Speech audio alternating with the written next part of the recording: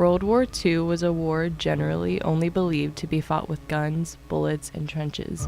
Some people assume it was a war only fighting to protect the Jewish people and their beliefs. However, to others, there was a hidden objective to the war, one that, to some people, was more important than anything else to fight for. The objective was none other than to protect the source of any culture at its core, art.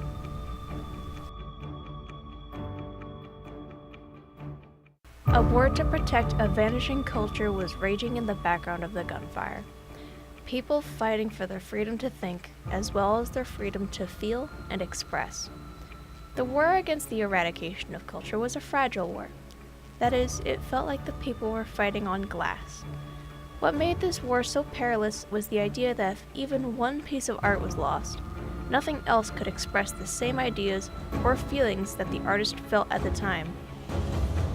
Even if a different artist attempted to paint the same exact thing. For many art pieces, such as Deux, Femmes, Dans und Jardin, this was true, due to this being the very last painting that its artist, Pierre-Auguste Renoir, would paint in his lifetime.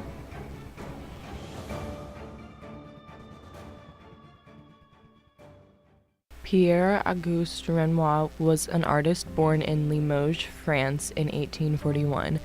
Early on in his life, he was an apprentice to a porcelain painter and learned to copy designs in order to decorate various pieces of kitchenware, such as bowls and plates. The only way he became the powerful artist we know today is by using those techniques to study and copy the aspects he liked from various masterpieces that he saw.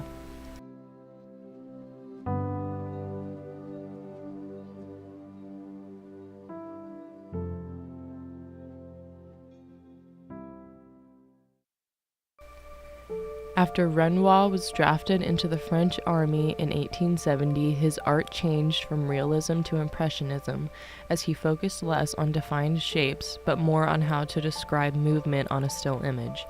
The development of his art to this point made him a leader of the Impressionist art movement, which led him to create some of the greatest art pieces of 20th century Europe.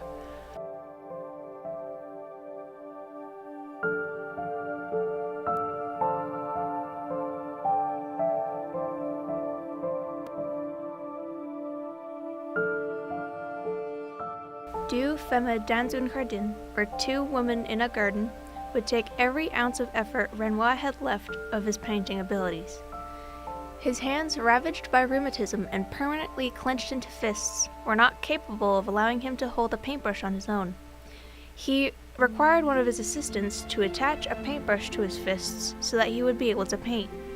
He had trouble moving around as well, due to a stroke he had in 1912, which left him in a wheelchair. Despite all the physical limitations that Renoir had to fight against, he managed to create the masterpiece that is Deux, Femmes, Dans und Jardin in the final months of his life.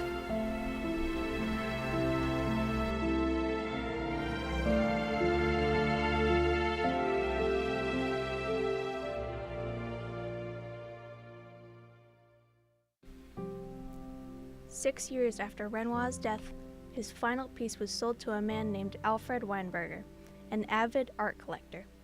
He bought Deux, Femmes, Dans und Jardin in 1925, and it quickly became one of his favorites. Weinberger's art collection was his prized possession. It was his life's treasure, in a way. He loved the paintings similar to how one would love a child. Losing any one of them would have been devastating to him, let alone losing one of his favorites. Although he took great measures to protect his art pieces, he wasn't prepared for the consequences of World War II.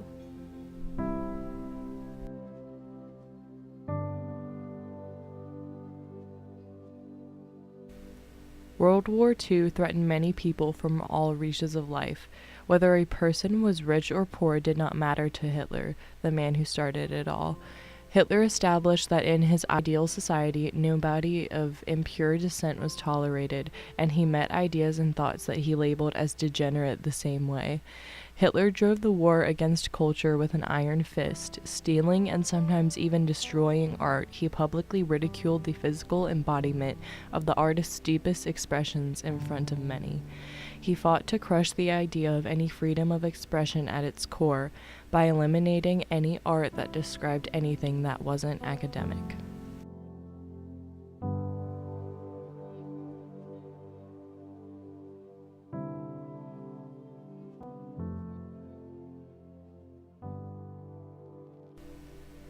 Since Weinberger and his wife were of Jewish descent, they had to flee Europe due to the rising power of the Nazis. The couple made the heart-wrenching decision to flee to the French Alps, leaving their collection behind in a Parisian vault, locked up and secured, or so they thought. Unfortunately, the pair would never see it again. Hitler deemed any painting done by Renoir to be degenerate, and he ordered for those paintings to be tracked down and collected by any means, even if local laws did not agree with their methods.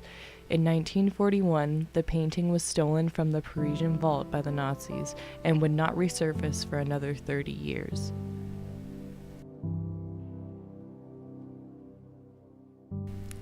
When peace returned to Europe, the real battle to return the painting began. Weinberger and his wife made it out of the war unscathed. However, they discovered that their prized collection was looted and lost. For decades, Weinberger fought to have his collection rightfully returned. Not only did he register a claim with the French authorities in 1947, but he reached out to German authorities as well in 1958, desperate to reclaim his stolen treasures.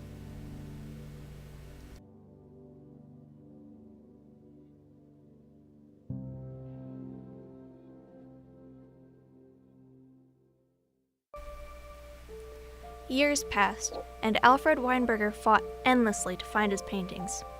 He would eventually find some of his original collection, but never Deux Femmes dans un Jardin. The painting seemed to have been lost forever.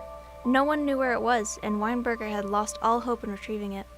Little did he know that the painting would not resurface for decades, and he would never get to see the painting again.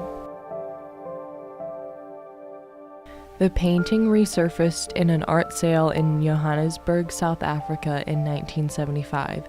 The painting was sold again at an auction in London in 1977, the year that Alfred Weinberger died. 20 years passed and the painting was listed twice in 1996 and 1997 in New York at a classical art auction named Christie's.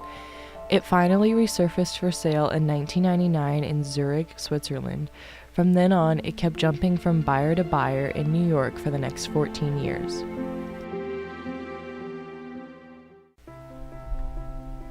While all of this was going on, a German lawyer was meticulously reading through the Reichsleiter-Rosenberg Task Force, or the ERR's records.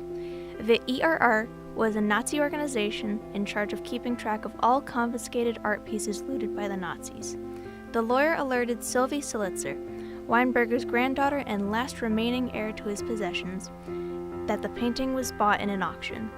In 2010, she made her claim as the rightful owner of the painting, and the unnamed buyer voluntarily gave up the painting.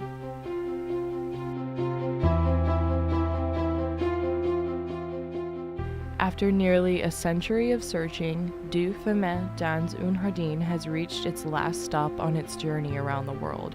After surviving a world war and being tossed around from person to person, the painting is finally with its rightful owner and its tumultuous past can be put to rest. Deux Femmes dans un Jardin is one of many paintings which not only represents the power of art and how it can affect people, but it also is a prime example of how a painting can also carry a family history throughout the course of time.